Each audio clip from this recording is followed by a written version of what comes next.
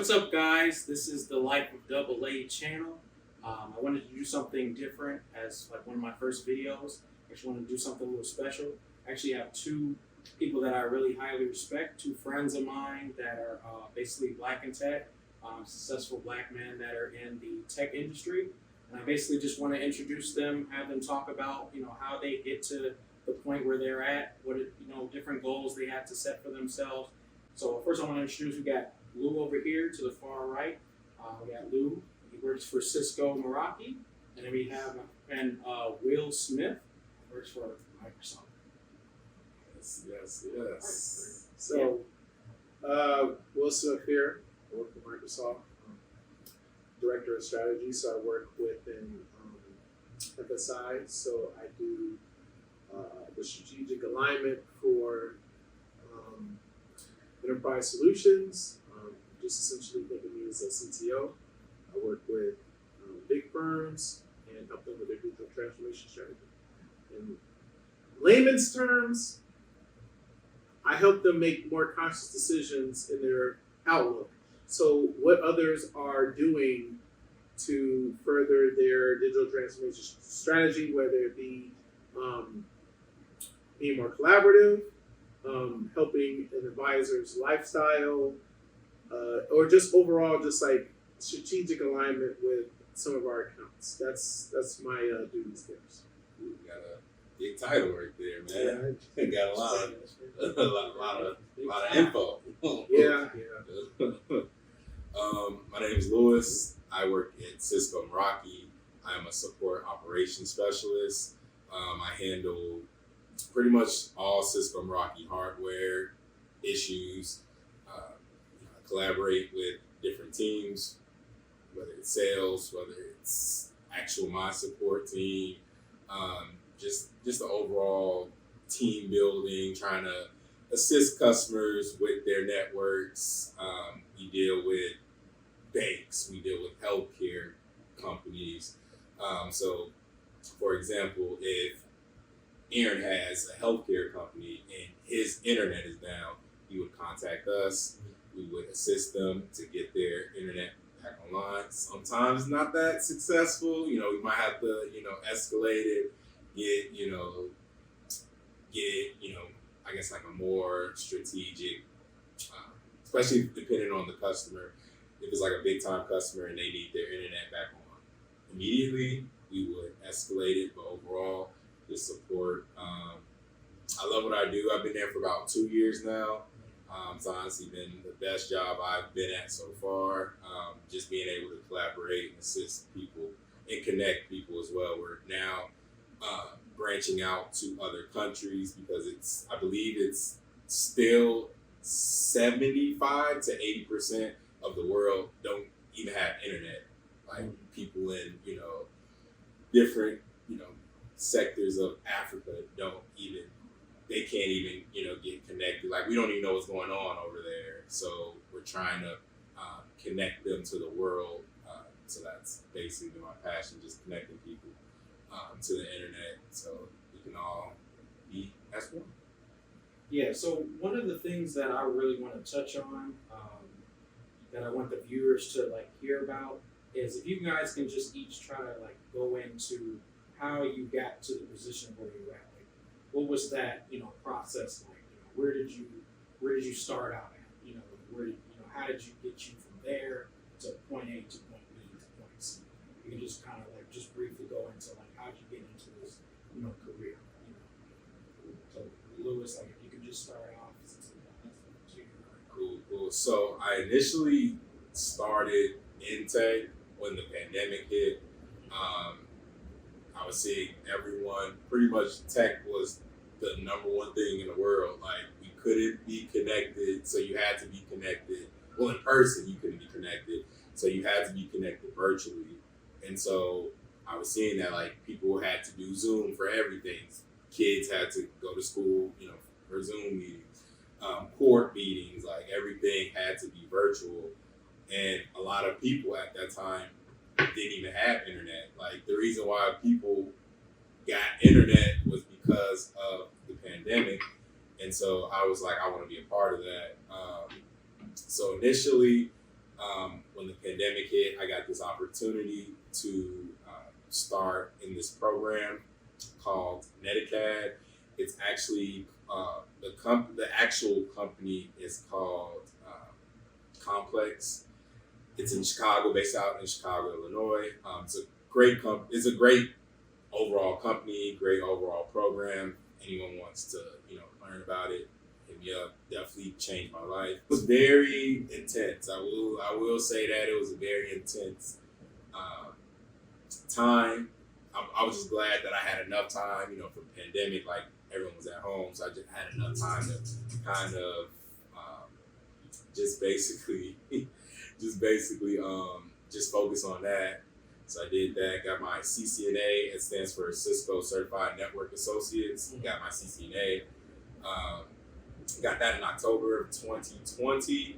I was hoping, and then also that program, it also has, I don't know about now, when I was in there, you also were apprentice at Cisco Meraki. So you learned from actual Cisco Meraki employees, and then after the program was done, That's really good. yeah. And so after you were done with the program, then you were able to possibly get an interview with Cisco Meraki. If they liked you, they saw some value in you, then they were like, okay, let's interview this person. Let's see, this would be a great candidate for the company. Unfortunately, after the program, I did not get an interview at that time. I was a little bummed out, but I know because it was the pandemic, they weren't really hiring at that time. So after that, I was fortunate to get an opportunity to get an interview at Cisco Meraki. It was a very intense session, a very, transition. It was multiple interviews, but thank goodness I was able to land a job, and I now work for Cisco Meraki. So. That's amazing. And how old are you again? I am 27. 27. So 27 and already working for like one of the top tech companies in the world, basically. That's amazing. Yeah, that's a great milestone. And then you, Will? What's your story? So I had an interesting story. So how I got into tech was I was always into technology, whether it be from anime or just like being into tech.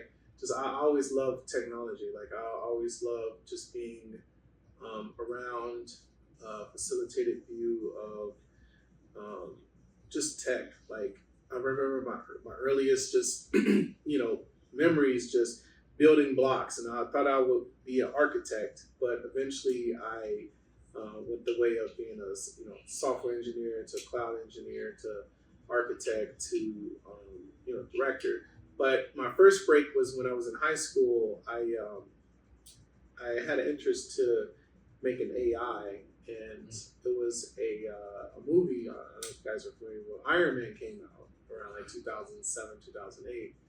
And I reached out to my math teacher because she was a former Accenture employee. She was a manager there. And so what happened was I was like, hey, I wanted to build a Jarvis. I want to do this. All right. So I wanted to do tech, and I didn't know exactly what I wanted to do, and I was kind of like preemptive to doing something because I didn't really apply myself when I was younger in my life. I mean, now of course, like I'm kind of full throttle, but starting off, I was not very attentive to certain things. Plus, just in general, like I had also family obligations. I had a sick relative at the time, and I realized that, of course I'm in school, and I'm realizing that things didn't go as planned because, school, I was in between full-time and half-time, and like it felt like I wasn't progressing as fast as I wanted to. And I was at a school that I didn't really like, and I had a sick relative, and I just was like, what if I just started working just in general? So I took a pause on school and I went straight to work. And I went to work for a law firm that was doing some CMS work. And that was like my first sort of like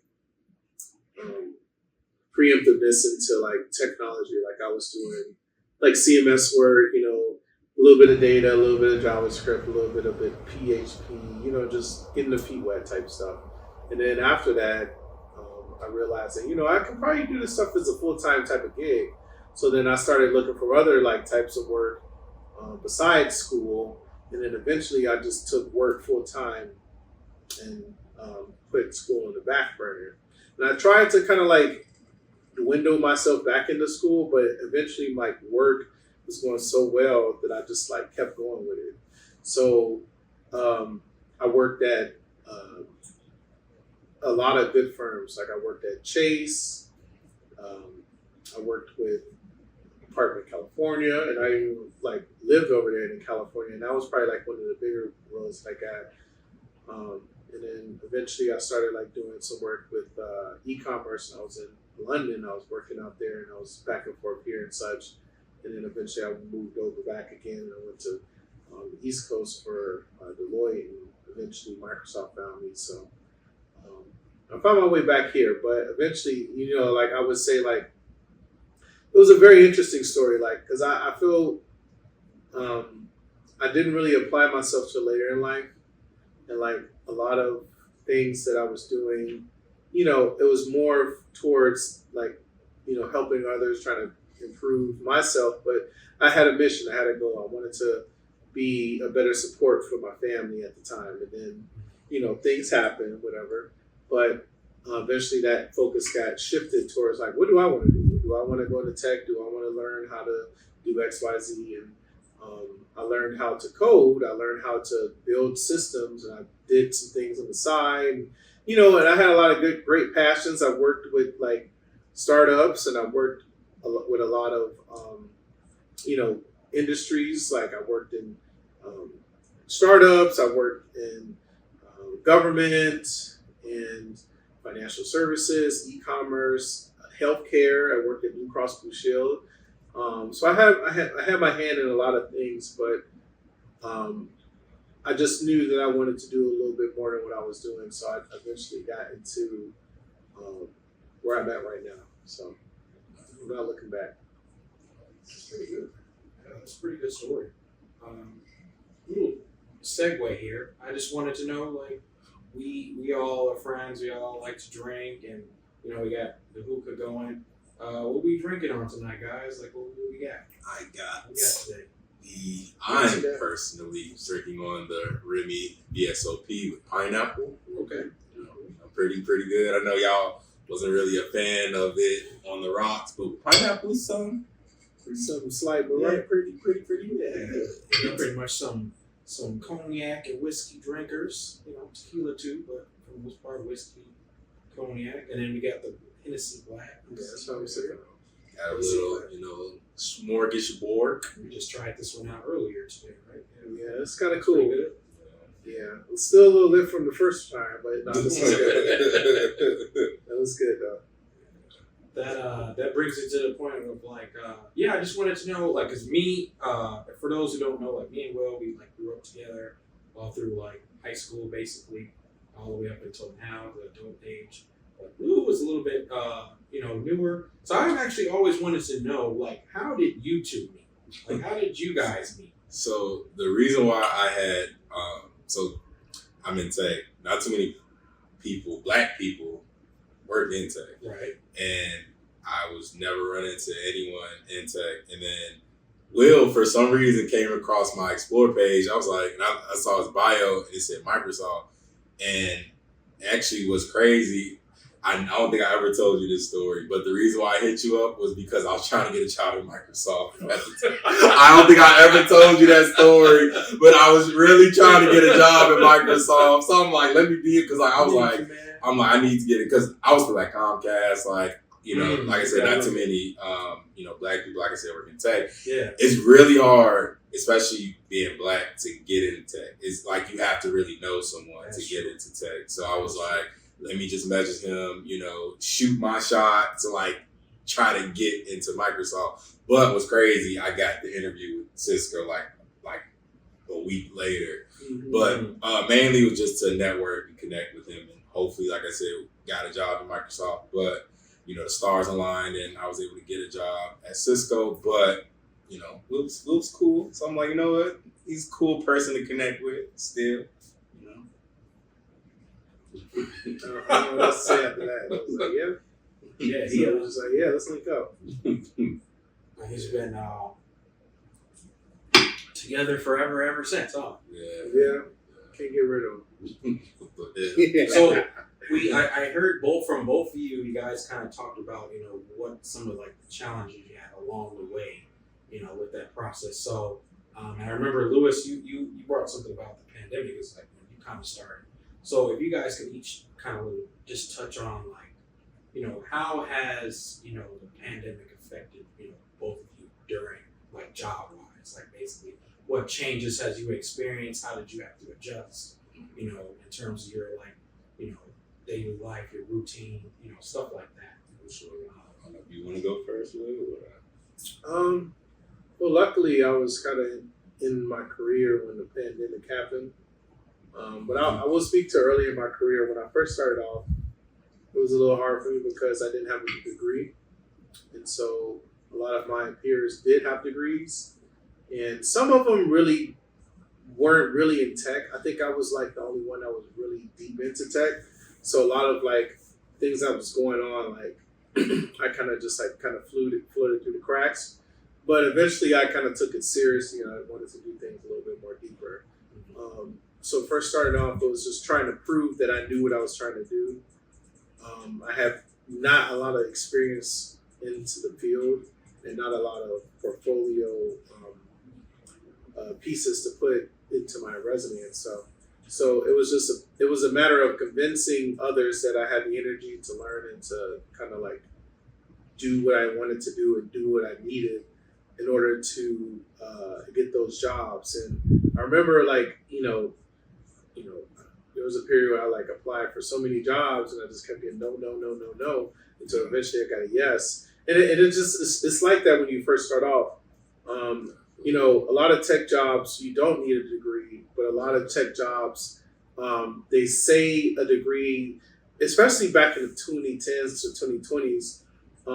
Now it's a little more lenient, but when I remember there was some things where like they just wouldn't even look at your resume because you didn't have a piece of paper that was a 4-year degree. And it's like, instead of like me spending my time on a degree, I spent my time actually working and actually getting the knowledge and stuff. Yeah. But like, it's just convincing people that you have that backing versus, like you were just kind of slacking off. So that was like my biggest challenge, like starting off, and then just also like tech's a very general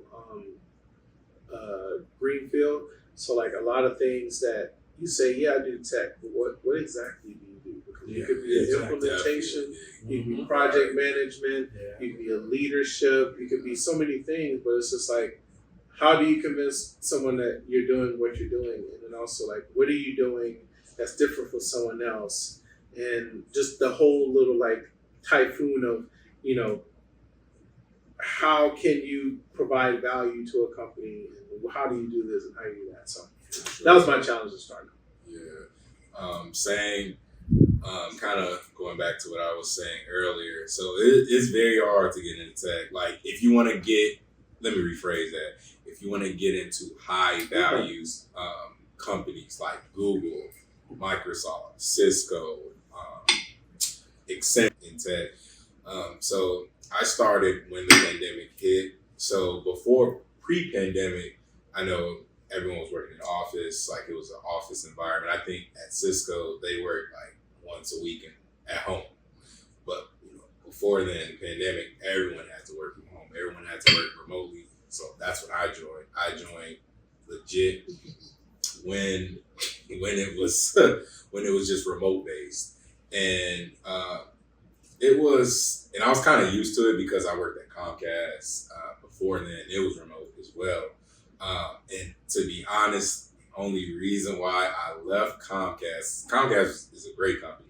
You get free internet, free cable, Yeah, great benefits, like great health insurance. You also get, they also do like wellness, like for gyms, they get discounts on gyms and stuff. Like actually reimburse you. So if you pay for a gym membership, they'll reimburse you. So they have like great benefits. But the reason why I left Comcast was because of scheduling. So yeah, scheduling was very, very, very tedious. It was very just kind of like, you know, I'm not gonna say annoying, but it was very stressful because when I was working at Comcast, they do this thing called shift bid. So they go off of your numbers, how well you're doing. If you're doing well, then you most likely will get the shift that you would like. And it occurs every 6 months. So they go off of your numbers. So say if Aaron, you worked at Comcast, right? And you were doing great. Now, when the 6 months came up and you wanted, you know, a Monday through Friday, 6 p.m. to 2:30, like 6 a.m. 2:30 p.m., you would get that because of your numbers or because of your ranking. If you've been there for a long time and if your numbers been good, you're probably going to get that, you know, over me that just started like 2-3 months ago. I could be doing good, but they would pick you. And so when I first started, I got lucky. I got a decent schedule. I remember it was a Tuesday through Thursday shift, but it was from 7 to 3. Some of my coworkers, they got overnight shifts. And I'm like, damn, like, I don't want to do that. Like, work overnights. Yeah. Like, hell no. And then, like I said, that occurs every 6 months. I was doing well there. And then I got an email where they were stating, mind you, I started in 2021. So they were telling us 2022, they were going to have us come into the office. Mm-hmm. I live all the way in Chicago. So they, Comcast Business, their office is based in Naperville, Illinois. Yeah. Anyone that isn't familiar with the Chicagoland area, so I live in Rogers Park. In Naperville, Illinois, it's very far. So I just made it a mission to, and at that time, my lease was up February 2022. So I was like, if I can't find another job between then, I'm just have to just move to the suburbs because of the commute.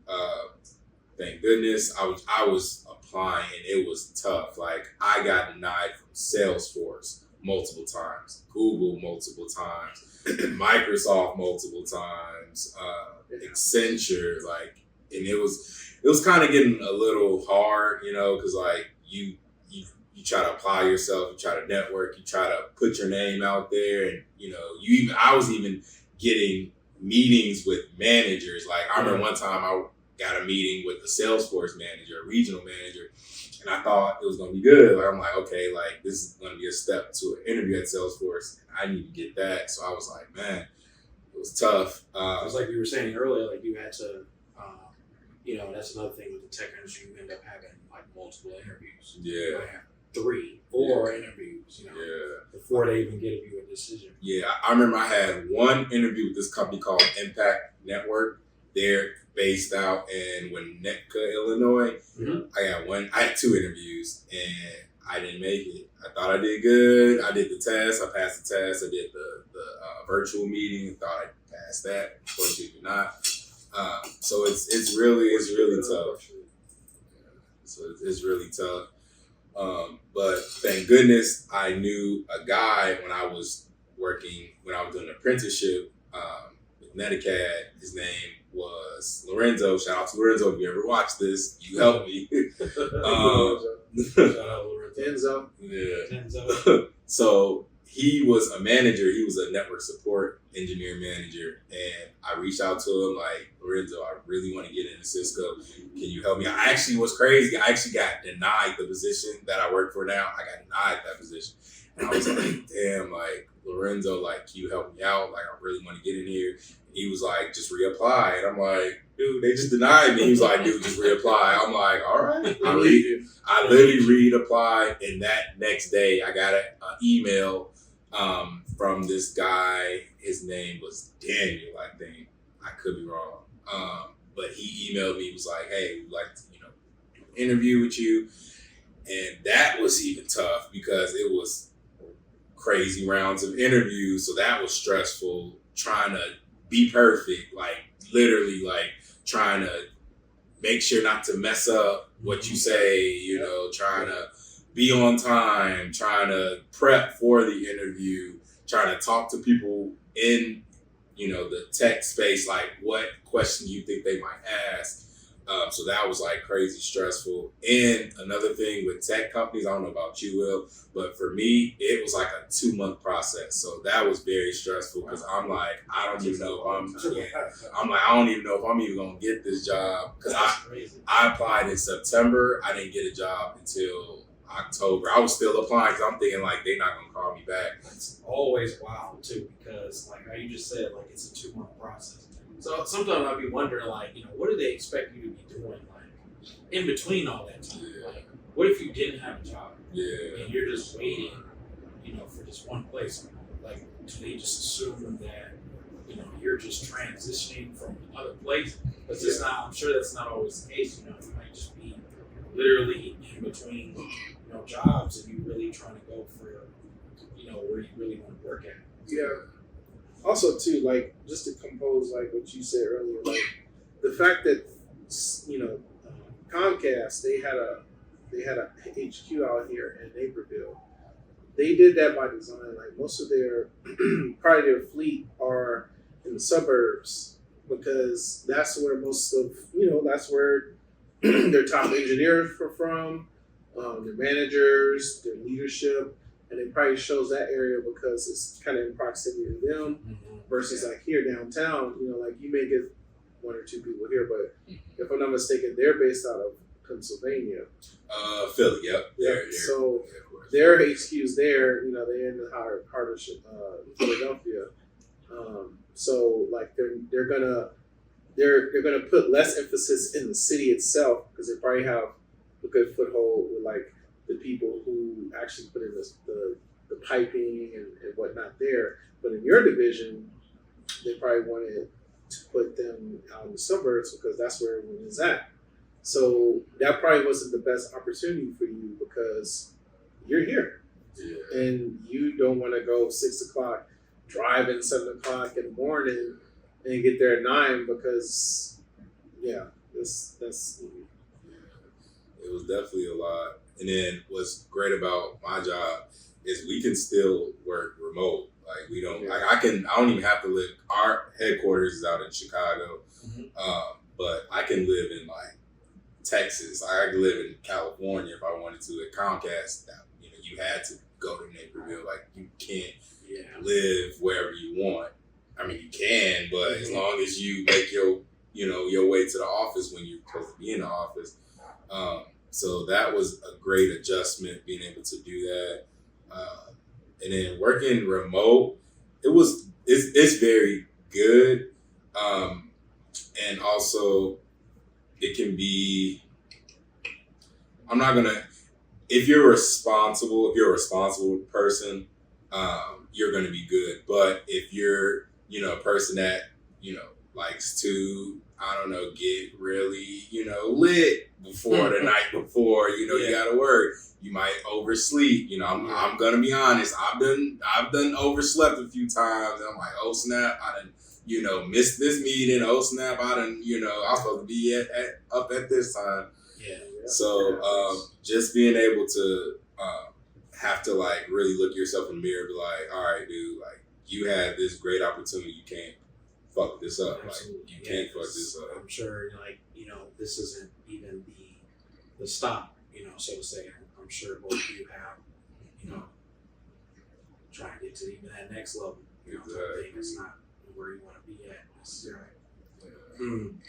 But speaking of what you just said with remote things, so another thing I feel like viewers want to know, and people in general, just in the world, since the world is, you know, changing, you know, AI and remote work, you know, how we've been in a pandemic and, you know, companies and people start realizing like, we don't need to necessarily be in the office in order to be functional, in order to be productive. So, you know, with that change, like, how is that, you know, with working from home, like not having to go in the office every morning? Like, how does that make you feel, like, you know, what did you do? Like, even if you can tell the viewers, like, what's like your daily routine for somebody who, they want to get into remote work or they want to get into tech. Like, if you can just kind of describe, like, what's a day in a life, what your perspective is. Like, how do you start your day? How do you, like you said, waking up at a certain time, how do you fill out your day? How do you manage it? How do you, time management yourself? Sure. Yeah, you just go over that. For sure. Well, I've actually been getting into meditation. It's definitely because of the job. I'm not gonna lie, a very difficult job. What I do is very difficult. So you do like support, right? Yeah, I do support. So customer will literally it's the worst of people. Yeah, like so you get the hard, difficult problems. Exactly, like call in, like it's my problem. Mind you, they want it done now, and they take it out on you, but you're trying your best to help them out. Yeah, mind you, like I'm working with businesses. I'm with big time client. I'm gonna say barista, a world famous barista. Say that. They will call at 7:00 in the morning. Our internet's down. Mm-hmm. We need this up now. We have customers. We have this, and it can get stressful. It can get very hard. So just basically, I just try to just meditate. Just try to just take a deep breath because what you do is a lot. It's a lot of work. Yeah. So I used to, now when I first started, I used to get up because I started at 6:00 in the morning. So I used to be one of those, like, get up at 5:55, just, get out of bed, just walk to my laptop. But now I try to get up at like 5:00. I've always been a morning person, but now I get up at like 5:30, meditate, probably eat like a snack, like fruit, been eating more fruit. Yeah. I just wake up. I woke up like this. Alright, I woke up like this. Sometimes, like I said, I'd be getting up. But yeah, I think just preemptively just getting yourself prepared for the next day. So I check my emails and I check what I gotta do. And it's not perfect, but I check what I gotta do before the day I gotta be up, and it kind of determines what time I get up. But I try to implement a strategy because I'm a night person. I'm like the opposite of these two, and like I'll stay up 1, 2, 3 in the morning. That's me. No. I love being up. You know what I'm saying? That's when I get the most creative because people aren't up at that time. And when I'm up at that time, I feel like I can listen to music, I can jam out, like the city views are very beautiful, and I get more creative for the next day. Now, granted, I gotta get up. So if I'm like 2, 3 in the morning and I gotta get up for 8 o'clock meeting, it sucks. So it's a caveat. But for the most part, I get myself mentally prepared for the next day. I try to look up what meetings I have, what early stuff I got. I try to do it through the weekend, but it's not perfect. But for the most part, like, it's just about learning what works for you and what's best for the company. How can you be productive? Because at the end of the day, if you're not productive, you're at risk of being out. But just in general, like, what can you do to help you become a better person the next day? And what I say is, like, just doing what I do in the night, getting myself mentally prepared for the next day, and then going to sleep, waking up, and then just tackling it. I've done meditation and breathing exercises. They work sometimes, they don't, but they do feel good. I will say, through the day, I do benefit from like breathing exercises for sure. Like maybe I'll just like take in deep breaths, and I did Wing Chun, and they teach you about the different parts of your body. It's kind of like chakra, but like different parts of your body, where they tell you how to breathe in through they call it the dantian. It's this like sector between your it's in between your pelvis, but like it's a motion like how you not tweet, I want to say that. Kegel. Kegel. It is. How you Kegel. You Kegel and you breathe in and you breathe out and you Kegel out. And that's kind of like how you focus your mindset. You kind of visually think of the breath going through your body and it was a very good exercise. But like, I do that throughout the day sometimes. But for the most part, yeah, it's just just get into it. Like our field is just get into it. Like they want results, they want things happen. They don't want to see like X, Y, Z. We're implementers, so if we're not implementing, it's like you're not producing results, and you're at risk. Yeah. So That's very true. Speaking of that, that actually brings another question I always wanted to know. I'm transitioning into the tech world too, but part of the reason why I moved into tech is my career or my opinion about jobs, careers. I'm always looking for what is the company giving back to you. What are they investing in you on? What benefits? How can I utilize this company versus them just using me? So, what would you say is some of the benefits you've experienced, working in tech, some of the perks, basically? Got you. I'm not gonna brag, but Cisco got some pretty good perks. They were named they were named best company to work for. That's honestly one of the reasons why I applied, was because I saw they were named the best company to work for, and I really see why. They really invest. Like, they have a big purpose to invest into their employees, whether that's education. Like right now, I'm currently working on program that's free. Like, I'm able to do studies that I would have had to pay out of pocket $10,000, $5,000. I'm doing that for free. Like, education. They do tuition reimbursement if you want to go to school, or if you are in school, they reimburse your tuition, as long as it's, of course, like within a tech degree. If you want to be a nurse, like, they're not probably going to pay for that. But if you want to get into cybersecurity, that's probably what I'm planning on getting into, probably within next year. But education is a great perk.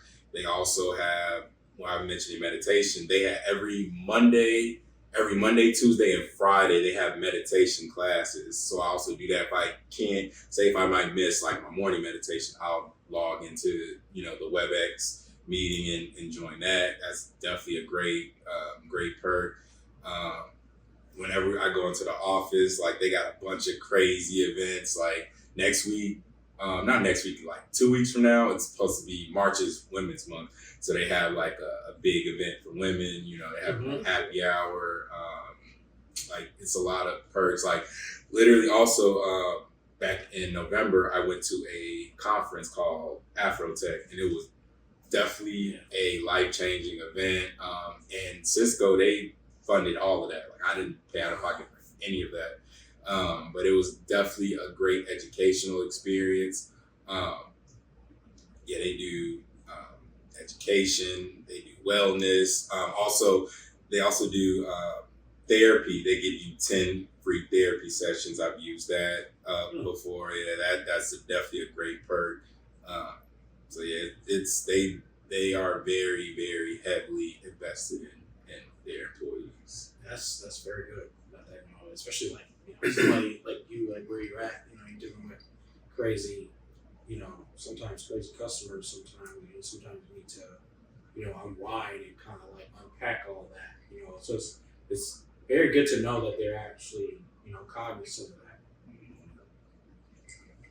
that. Will, what would you say is some of the perks you experienced or taken advantage of? I think at Microsoft we do pretty good. We have like our HSA and different plans you can kind of subscribe to, but then we also have things called like Perk Plus, where you can take advantage of different wellness programs, and they'll fund to a certain amount, like what you can do. And it's really good. So like, I can go get a massage, or I can do some things that kind of like help me be healthy and be more beneficial to come. Because if I'm like sick, I'm not doing like shit. But it's really good when it comes to like working with clients and stuff. But the benefits are really good. And then they also they have like sabbatical and things like that. I haven't really taken advantage of that yet, but for the most part, like the different things, like you can They'll fund you for if you're on paternal or maternal leave, and then also like if you're, thinking about career changes in the Microsoft, they will also consider those as well. So it's a really good opportunity as far as benefits wise, but like you do work for it too. So Yeah, it ain't free. it ain't Not free. As much as they want to say it, but yeah, you put in your work, you put in a lot of time. There is some like leeway, but you do have to commit to doing the things that you got to do. So. Yeah, that's another like really like amazing and like thing I wanted to take advantage of with moving into the tech industry, because I was in another industry and there wasn't really like a lot of that, like what you guys are talking about, where hey, you're at a certain position and you want to move up or you want to do something else or whatever, but they weren't really willing to give you the skills that you need. They kind of like want you on your own. Or even worse, where they'll just find somebody else like outside rather than investing their time and money in somebody that they already know that is in the company already. So that's one new thing that I noticed, like, in the tech industry, is that, they're willing to invest time, money, effort into the employees that they have, for the most part, like what you said, like, hey, you can take these courses or whatever and you'll be, certified and, we'll look out for you basically. That's really important to me. Another thing too is I remember you, Lewis, when you showed us, gave us a tour of Cisco. Actually, it was like amazing, big building. There's multiple companies in there, but you get to utilize different resources. Computer labs. You go in there. You went to the gym, just like we said, the gym. They even they feed you. I was going in there, and they had people stocking shows like the Oompa Loompas, like coming out of the woodworks, putting in different stocks and supplies and stuff. And it is, mind you, there's like barely people there, but it's like the fact that if you want to go into the office, they got you. Like they want to make sure that you're comfortable and able to maximize your talent by making you feel comfortable, at home. And, part of that is to kind of entice you to come back into work. Because now, if you guys haven't noticed, it's kind of like this enticement or transition now where they feel like they want their employees to come back into the office. So they're utilizing different events. They're kind of, hey guys, we're having a happy hour, like stuff like that, to get you back into work. But it's also a big advantage if that's what they want, to kind of have a voice and like voice what you want. If I'm going to go back to work, I want this, or hey, we need better, this or that, or we want better, resources, for that if I want to come in, or we need these, benefits, for me to come back into work. Yeah, give us a reason.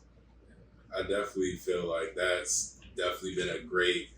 I don't know about other companies because I have been here and they have been upgrading like their offices to make it more not like to like work. Like people are starting to realize like, hey, we want these people to come into work. We're gonna have to like change stuff up. Like we're gonna like before the pandemic, I heard it was all cubicles. Like at Cisco, it was all cubicles. Like it was just a plain boring office, and then they probably realized like, hey, if we want people to come back, we got to change this up. We got to build a game room. Like we got to build all this stuff. We got to have all these cool amenities for people to want to come in, and it's been working, at least for me. Like I love going to the office. Like it's a great thing to do. Like you said, like I can be able to basically, I don't even feel like I'm working. Like of course I'm working, but I don't feel like I'm forced to like if my job told us that we had to go back into the office, I wouldn't mind it. Like I enjoy going into the office. So I definitely feel like a lot of corporate tech companies have been catching on to that, and they've been, implementing that for sure.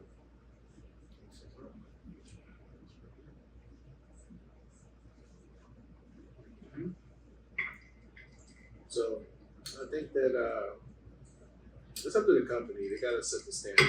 Why are we going in? You know, why are we wasting our time at the office? And if there's no reason to go in, why we can't be remote? Exactly. So, And a lot of companies, they know, at least in tech, you know, of course, like if you're a nurse, like you're gonna have to go into the actual place, but yeah, you that's, that's a given. At least until then. know, Eventually, that will even be a remote job, you know.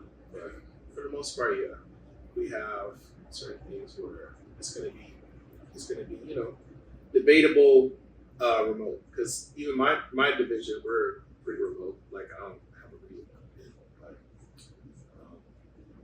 that could change. Like if there was an event going on there, or I have to be at a certain location that I have to fly out and I have to go. So essentially, yeah, it's a frontline work, but for the most part, yeah, it does go hand in hand of like what's the benefit and value of going into the office. I can be here, I can still do the same remote type of work. And we're in an interesting position because like we want to show like you can work from remote, and we do it internally, and we show companies, you know, if you articulate what you're trying to achieve, but also provide companies an example, a leading example of why you don't need to be in the office. It shows them that like, okay, maybe we can reevaluate our modern work policies and guidelines. Yeah. You know? Do you guys experience that now? Like, do you feel that there's like a little bit of a battle going on, or like pushback in terms of, you know, you guys, companies or companies in general, wanting now their employees to come back into work, but then you experience like certain departments, certain employees like, hey, you know, we don't want this, you know, type thing, and you feel like, so, and then if you do, be devil's advocate a little bit. If you were these top executives, or you were the CEOs of these companies, say if you weren't yourself, and you were the CEOs of these, you know, top level companies, and you realize you got these buildings that you're paying millions of dollars for, you know, that are empty right now, how would you entice, like, what would you do? How would you entice your employees to like come back into work? How would you make it feel like worth their while to like? So there was a study that we did that what brings people into the office, and it came out that like people who are in a certain team that are going into the office, or they know like, hey, so and so is going into the office, or there's a certain event that's going to office, there's a reason to go into office. So there's a value into going into the transmission of going into the office. So like, you know, me and you, for example, like, you know, if my team is going to be there and there's someone that I like really work well with going into the office, then yeah, I'm going to go into the office. But if there's no reason or need for me to go in, then that's it. Like, I can just do this stuff what I'm doing right here. And then it's just like the value, the summation of it is just what is the value that an employee internally gets from going into their office building. Because some people live far, some people don't live in the city, some people live in the suburbs, and it takes them an hour to get in. Yeah. And they gotta go on the train, they gotta drive through traffic or whatever. So it's just like the value, just the realization of what's the value actually of them going there. Yeah. See, that's a tricky question of like if I was an executive and like I, you know, was in charge of, you know, I'm looking and seeing like, you know, my company's paying X amount of money and no one's here. Like, what would I do? Because like you said, like the work can be done from home. So and you don't want to really force people to go in like that. You know, that's going to create a toxic, very toxic work. You know, that's going to be, you know, people quitting, and then people are going to, you know, now we live in a day and age where reviews are the number one thing, like, you know, YouTube reviews, TikTok reviews, Instagram reviews. Like, you know, you can have like an employee, with a big, social media following that worked at a, company and be like, do not work here. They're forcing us to go into the office where we can do this remote. Yeah. And that, might go viral, and that could harm, your company's reputation of being like a good company or a fun company. But another reason why I like to go into the office is because, like you said, they spent all this money. Like it's people that and at least for my job's company, like our office is like really nice. So I'm like, they're, investing all of this money. Like that's the least I can do, just show up and, be present, because it's people that I done worked in some not so great offices, and, now those I wouldn't really care about going in, because it's, I guess like a basic, vending machine, sit down office. But, my job, they actually invest a lot of money, a lot of time, a lot of effort. They literally put that whole office together. I think it took like 2 years, because they started in the pandemic and then it's opening. So I'm like, that's the least I could do, is just show up. They investing all this money, all this time, all this effort. Like, the least I can do is show up. So that, I don't know if I can really answer that question. So one thing, speaking to what you're saying, is what I would feel did actually happen, especially during the pandemic, and especially with the tech industry and industries in general, is a lot of things got exposed, and you guys can touch on this point, where one of the main gripes or pushbacks of people coming back into work was, and we all heard this like all across, the nation, where people felt undervalued. They felt that, there wasn't that sense of camaraderie, that there was a sense of separation between management and, a worker or employee. Felt that they didn't necessarily care about their well-being, that they just wanted numbers, yada, yada, yada. So, therefore, what I noticed, and you guys can touch on your individual companies if you like, is, have you noticed that, again, with mine, I noticed, well, they kind of answered some of those problems or those kind of issues by implementing, the surveys. We all talk about the surveys that come out all of a sudden. Like, we have these monthly surveys coming. Hey, how are you feeling, Will? How are you feeling, Lewis? What's going on? We want to know. And then normally when that stuff would happen, at least again in my company, was like, normally what would go on would be like, you would rate a 5 or something like that, and you could, give your comments, nothing would happen. It would just go away. Nothing would ever come from it.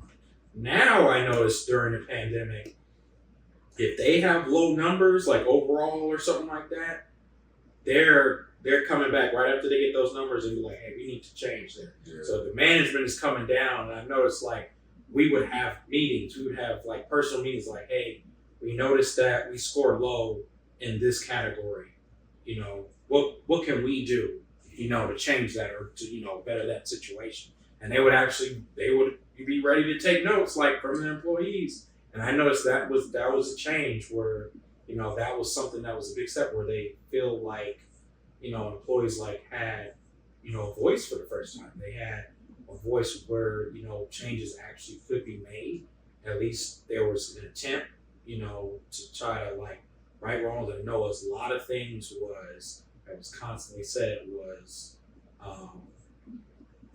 they wanted more feedback, actually like positive feedback. One was from management, like encouragement, positive feedback, rewarding, stuff like that, versus just you only ever hear from them when something goes wrong, basically.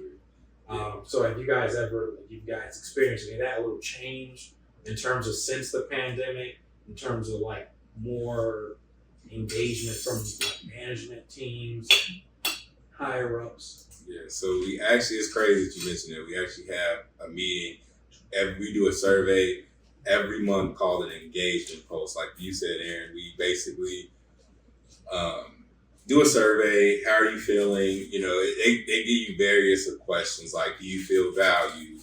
Do you feel like you're excelling? You know, how do you see the future? Do you see, you know, a big future in like Cisco? And, you know, we would answer it. You know, the score would be pretty high, but they still want to get our feedback. I know one of the scores that was pretty low was, am I excelling in my career? That was pretty low because when I first started, I think because maybe I was new. So when I first started, I didn't feel like I was excelling. Like I felt like all I was doing was just doing support, which I didn't mind that. Like I said, I was starting. Like I didn't expect to like start being able to like train people. But, you know, that was low. And we were saying like we do, like I'll say like after like 6 months, we were like, all right, you know, we do want to start doing more other than support. And then they heard us. Like when I started 6 months, like within like that next month, I was interviewing people. Like my manager came, shout out to Ryan, if you ever come out, you ever hear this video? But he came to Chicago and somebody was supposed to do an interview, but they weren't able to. And he was like, you want to do it? He's like, you say, you know, in the survey, like, you know, you want to have more value to the department, to the company. So I was like, you know what, I'll do that. So I did an interview. I've been training more, like new employees, like, you know, train. They also for Black History Month, they out of like I'm gonna be honest, it's not too many Black people that work in Cisco, but there's still, you know, a very decent amount of Black people, and they chose me to be the representative for, you know, the Black History Month. And so they just did an interview with me about, you know, what Black History Month means to me, and it definitely was very impactful that they actually thought about me, like out of all the, you know, Black people, to, you know, pick me as, you know, the candidate to talk about Black History Month and represent the company. So that definitely felt good to, you know, feel like I had value with my job. So yeah, like to answer your question, like the surveys, like they were pretty high. Like they asked, like, how do you know, what's satisfaction? I was like a 10. Like, you know, what's, you know, you like the company, all of that. Like I said, the only thing that was low was, you know, you have a purpose at your job. But that's obviously excel because people that I even started with, they're doing the same thing. They're interviewing people, they're training people, they're working on projects. Like me, I'm starting to work on projects now. I have to work on a project in a week, and yeah, about a week I got to work on a project. So, so just evolving. I definitely feel like I've been evolving, you know, in my company. So, what about you, William Smith? Yeah, I think that like involvement, it helps, and I think it helps you become a better asset to the company. Like if you're more valuable, you're more customer facing. If you're putting your best foot forward, you're a lot more viable to stay in the company. And unfortunately, you know, we have to think of things like, you know, what value are we adding? And you know, it is what it is. You know, like that's our that's something that you have to also constantly think about as you grow up. Like, what value are you adding?